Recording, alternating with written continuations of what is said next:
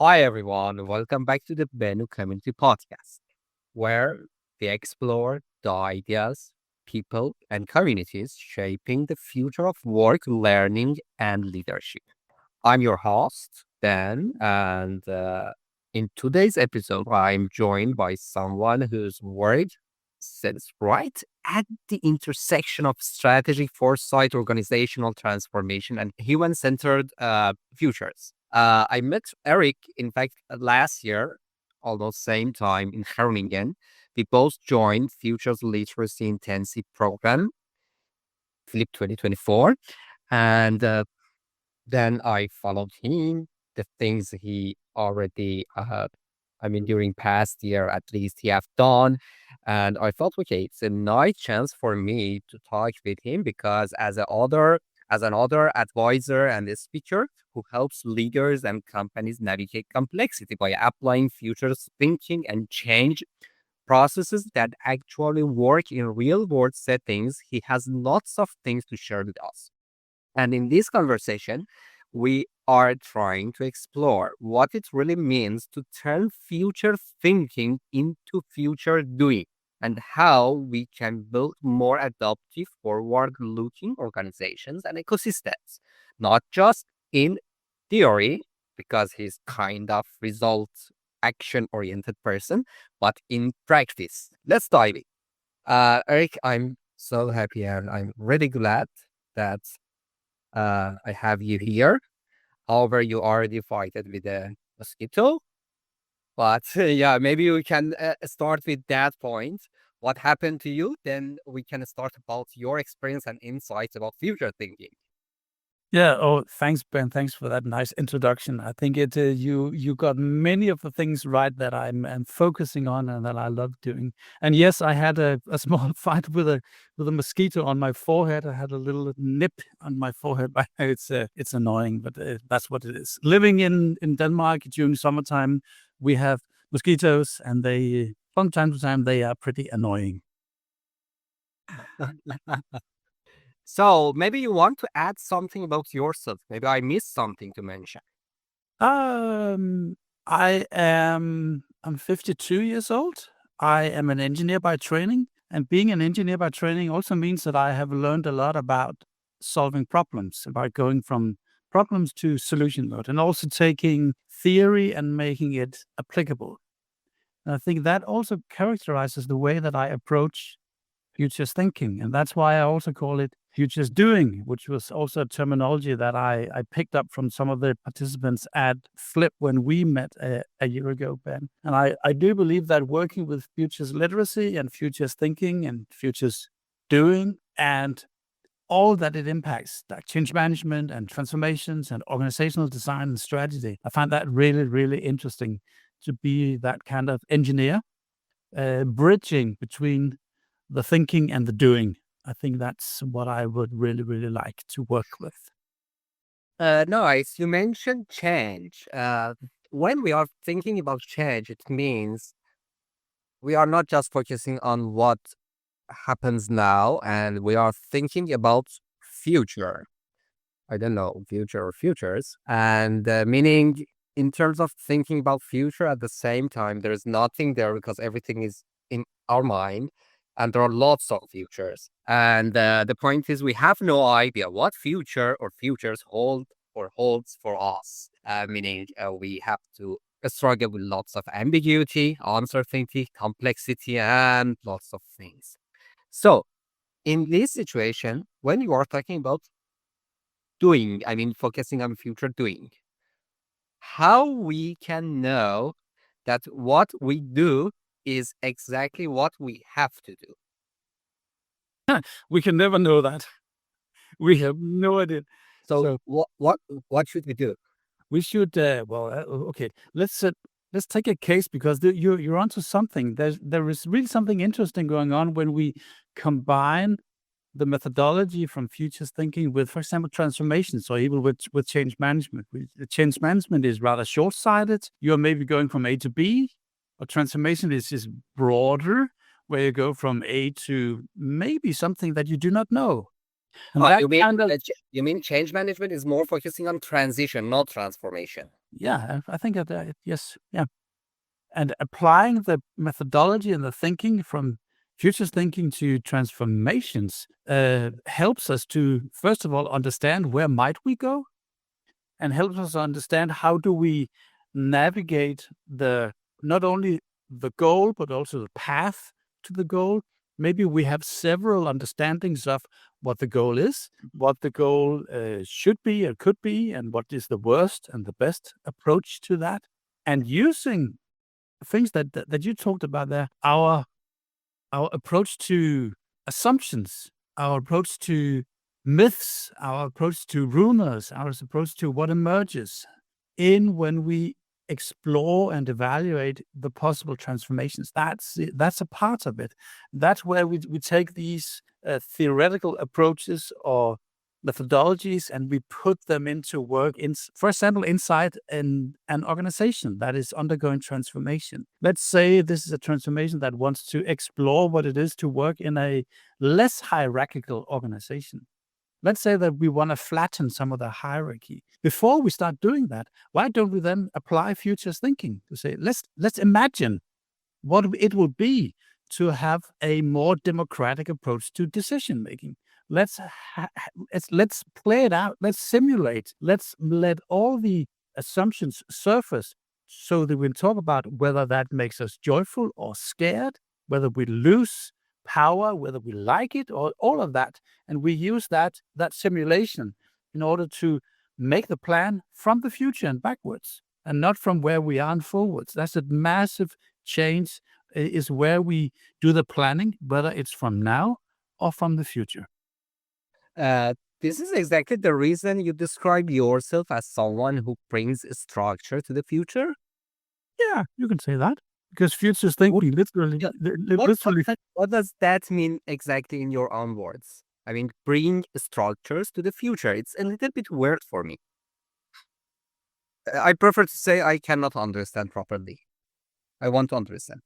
Let's try to say that. So when we go inside an organization and try to apply futures thinking, it's like there's 3 phases to it. The first phase is to sense what goes on around us.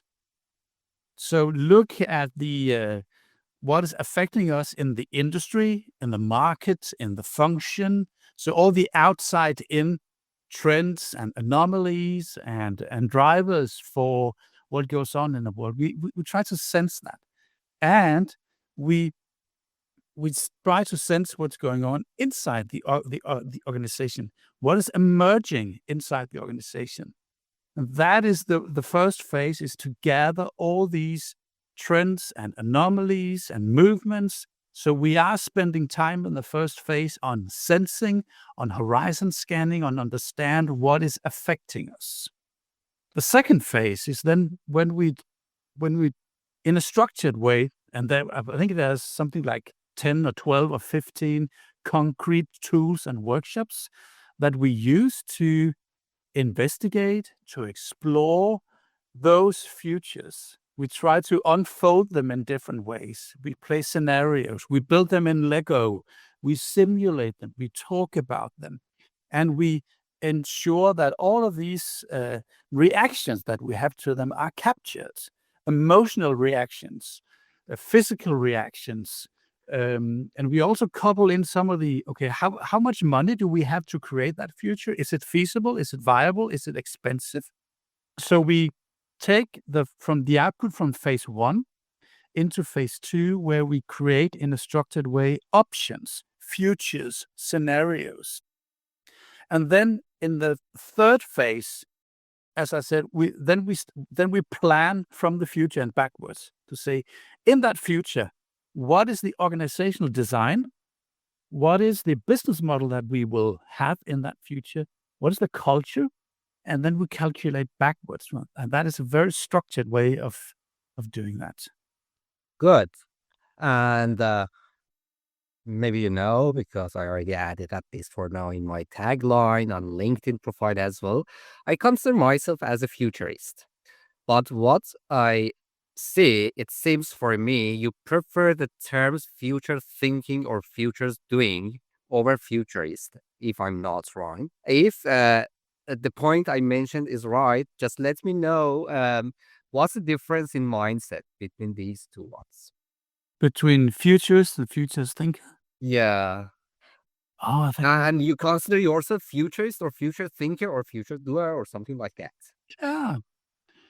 Oh, yeah, I think it's a really good question. I've been pondering that myself. I think I have the kind of the same thing about calling myself an author. I think both futurist and author is kind of a scary title to put on yourself, just for me.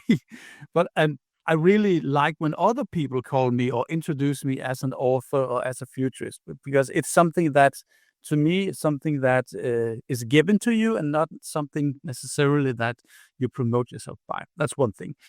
Um, to me, some of the futurists that I meet, maybe not you, some of them are really strong in their prediction. When they predict this is going to happen, and then they have timelines. In 2030, this is going to happen, in 2040, in 2050, and I don't necessarily like that. Sometimes I have a stronger opinion on what I do think is going to happen, but I think I think more about it than I predicted, and that's why I maybe backpedal a bit on some of the people that call themselves futurists, because they are very strong in their opinions and their predictions. Yeah, it's amazing because I personally, at least for now, I'm thinking when you are thinking as kind of futurist, it doesn't mean you are predicting. It means you are trying to struggle with the concepts, with the thing, with the thoughts related to futures, Mm. but without any predictions or the things like that. That's why I just decided to call myself as kind of message to to share with the world that okay, I'm futurist. It doesn't mean I'm predicting. I'm kind of future thinking enthusiast, but I need to think and maybe reconsider. I don't know. Maybe later on I will change it. Who knows? So, thank you. Uh, um, I'm really interested to learn more from you about kind of the approach of thinking to doing.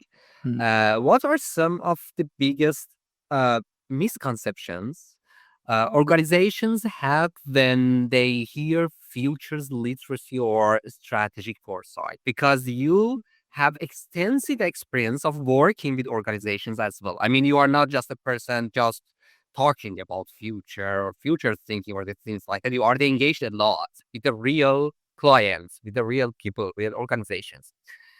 Yeah, misconceptions. Let us Yeah. know. Okay, first misconception. It's kind of back to what we just talked about, that future thinking is about predicting the future. It's literally some people engage with me and say, okay, we have this strategy, help us go from A to B. And say, no, that's not that's not what I do. That's when we use futures thinking inside a strategy process, it is, to your point, to work with all the struggles, to listen to what goes on, to sense more than to sense make. So some of the people believe that future thinking is about, like, predicting the future by reading into to coffee cups or tea leaves and stuff, predicting with a magic dust and pulling out the truth from the cloud or from books or something like that. The other thing that people struggle with is that this is non-structured.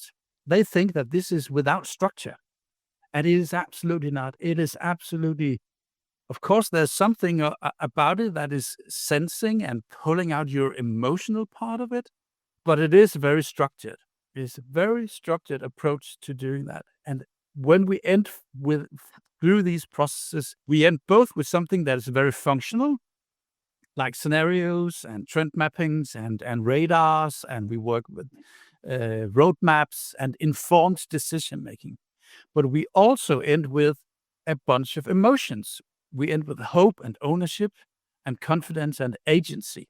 And people try people do not necessarily understand that hope and agency is a concrete delivery of these futures thinking processes. So those are two of the biggest misconceptions, I would say.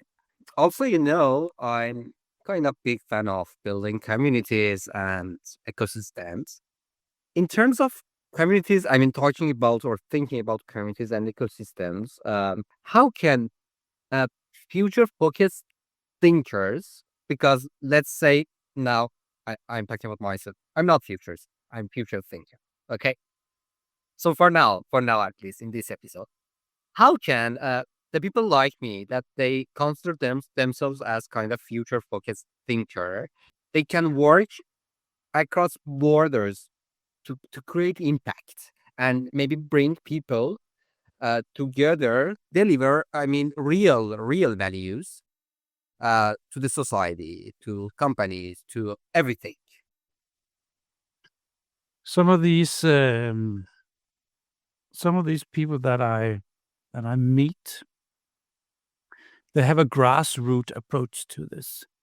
So people who go into an area like sustainability or gender equality or whatever kind of passion that they have, to some of them it's very much grassrooted, comes from the bottom and up, and that's where some of the work that people like you do, when you are so good at getting people together across borders, whether they are physical or virtual borders, getting people together and have them collaborate is immensely important. The other group of people that I meet, they go for either a systemic approach or a top-down approach, where they influence some of the decision makers, either in governance or in businesses, private, public businesses, and try to influence from the top down. The best work happens when these groups know each other. When the top-down people know of the grassroots and the grassroots know of the top-down decision makers, when they have insights into how these groups work and think and what problems they solve, some harmony can happen. And I've seen that happening in a few times where the grassroots and the top-down change makers or futurists, when they know of each other. I've seen areas in Danish healthcare systems where this actually happens. But it takes effort. It takes real effort to reach out to each other, to have the time to spend with each other, to learn from how these people think. So let's say these two groups, I mean, meet each other and communicate with each other, but at the same time, they need to pay attention to kind of signals or trends that maybe it's important to pay attention to, especially in Europe, because now, I mean, my main focus area is I'm kind of outlier in this region, but I'm trying to act in a different way, as you mentioned, and try to bring real values, not just focusing on this region. I mean, the north of the Netherlands. However, I'm living here and working here. Uh, what kind of signals or trends we need to consider or pay attention to do more, to bring more values in this, I mean, the whole Europe? Mhm. Wow, that's a very, very heavy question, because it really depends on what industry that you're in and what function you're in and what technology that you're working in. Okay, let's say, Eric, let's say we as futurists and Mhm. future focused thinkers. Yeah. But in my domain, for example, I really pay attention to the future of work. If we zoom in on the future of work, some of the things that I sense is going on and are affecting people is, right now there's a lot of anxiety and there's a lot of moving parts. There's a lot of global wars, not global wars, regional wars going on, a lot of global crisis. And that makes people worried. And that makes some of the organizations also focusing more on reacting than proacting.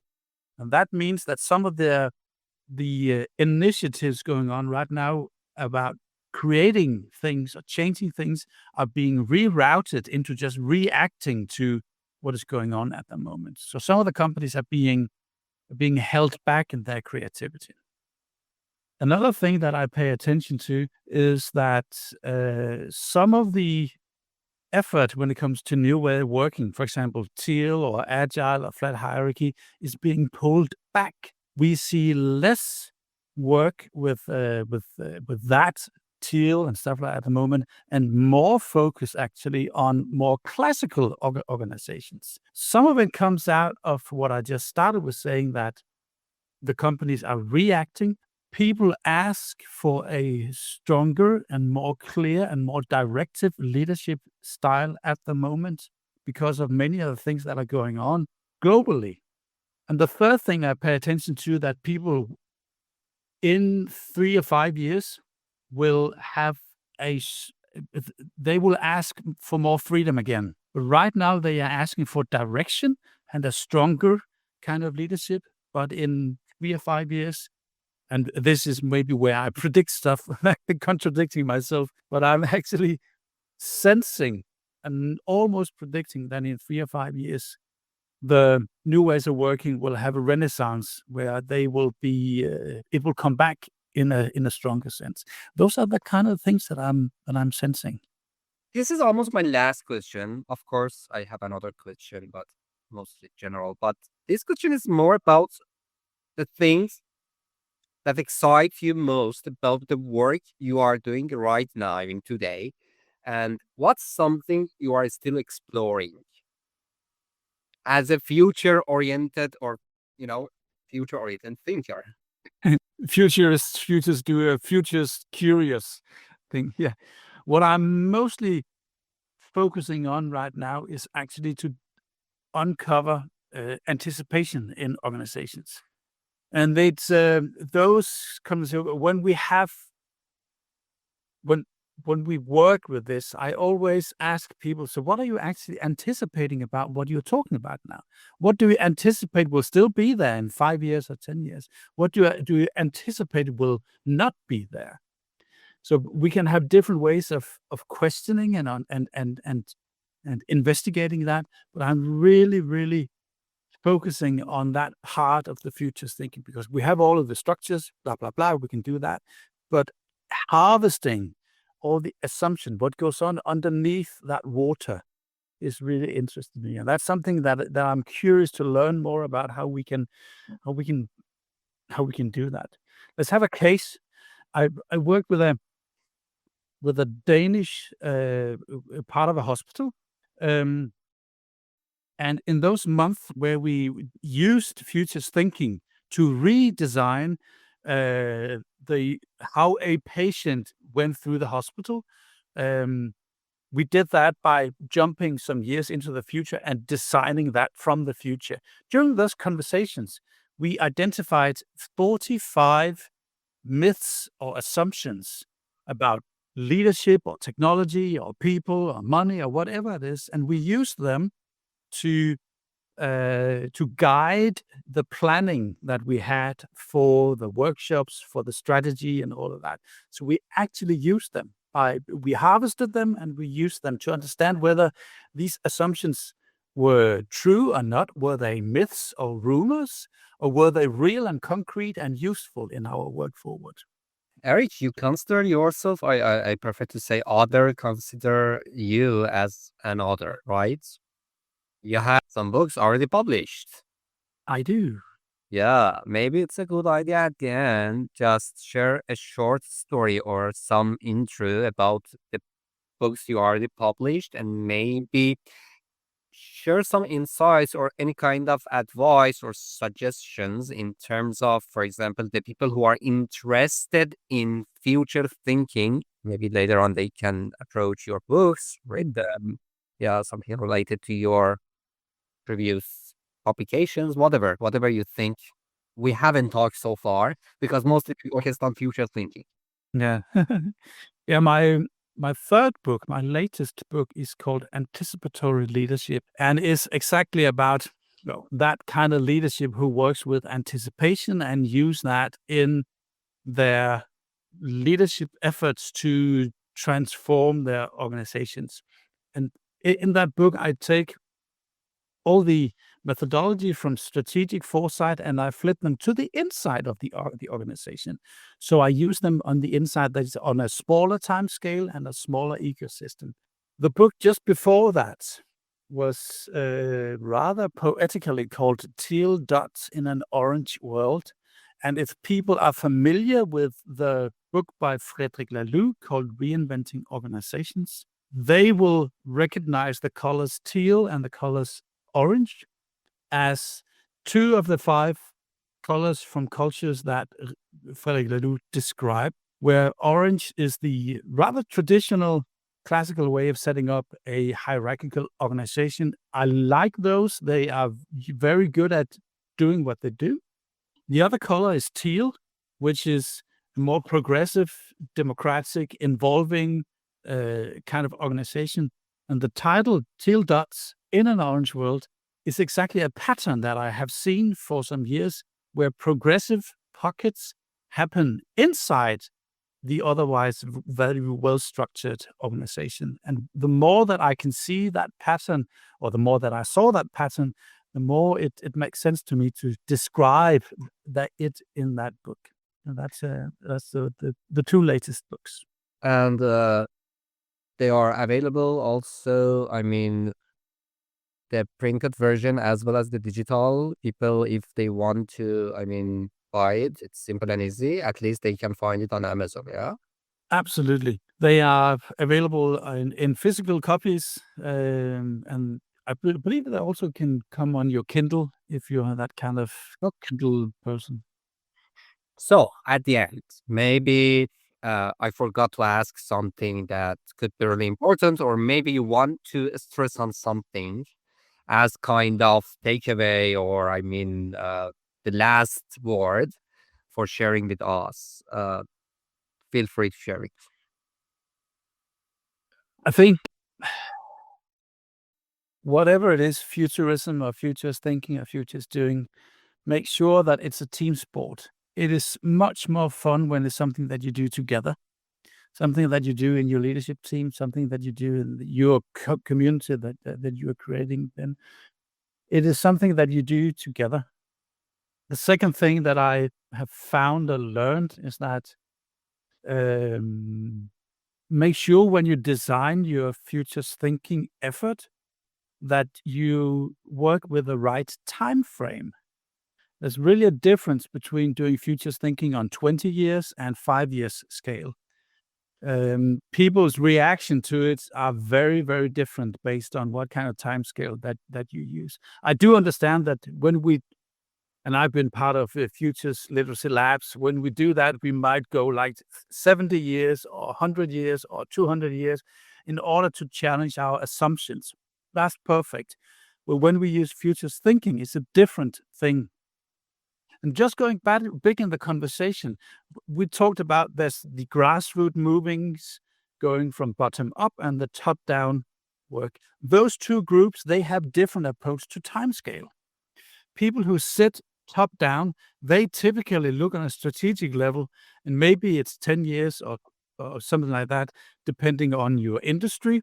When you're in IT, it's maybe 2 or 5 years because things are moving fast. When you're doing medicines, it might be 10 or 20 years. So they have a broader horizon.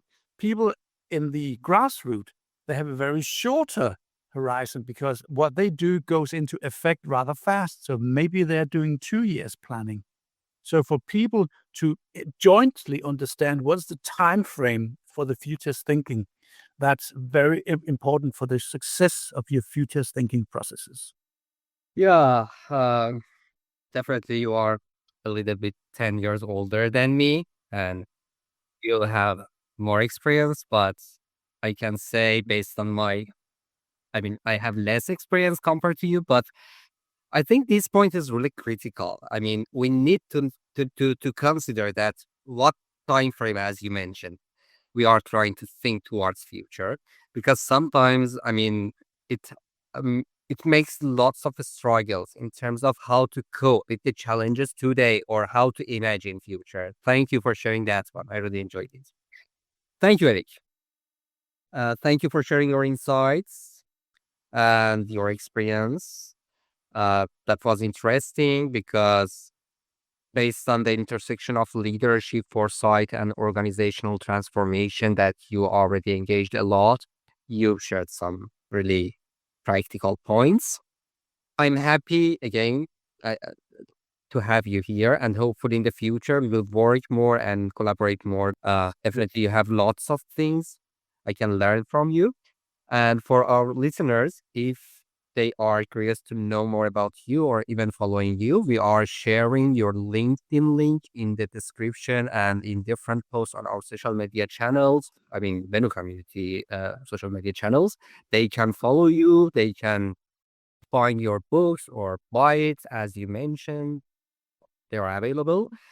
And as I mentioned at Benuk Community, we believe in building kind of ecosystem of change and voices like Eric's and other people who are thinking deeply about how we can act in a different way or shaping future or thinking or reframing, focusing on transferable skills, leadership, whatever that can bring some real values to the society and not just for human being, for the world in a way.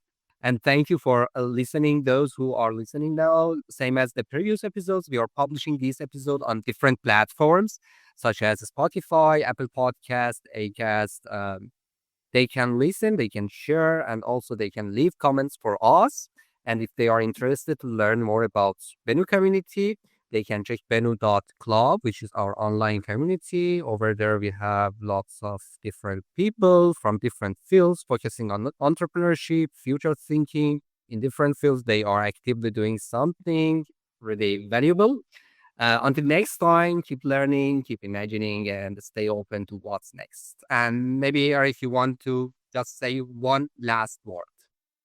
One last word is going to be one leadership trait that is really important in futures thinking is plasticity.